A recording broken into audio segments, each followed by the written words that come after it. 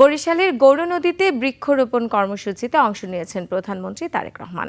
গৌরনদীর বাটাজোর এলাকায় উপস্থিত নেতাকর্মী ও জনসাধারণকে উদ্দেশ্য করে সংক্ষিপ্ত বক্তব্য রাখেন প্রধানমন্ত্রী।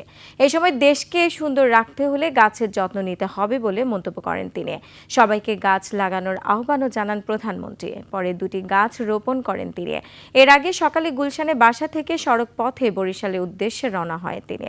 বৃষ্টি উপেক্ষা করে নেতাকে এক নজর দেখার জন্য ভিড় করেন নেতাকর্মীরা এবং স্থানীয় জনসাধারণ। বরিশাল নগরীর 30 গোডাউন বদ্ধভূমি সংলগ্ন এলাকায়ও বৃক্ষরোপণ কর্মসূচিতে অংশ নেবেন প্রধানমন্ত্রী। দুপুরে সার্কিট হাউসে বিরতির পর বিকেলে বরিশাল জেলা শিল্পকলা একাডেমিতে বিএনপির সাংগঠনিক সভায় যোগ দেবেন প্রধানমন্ত্রী।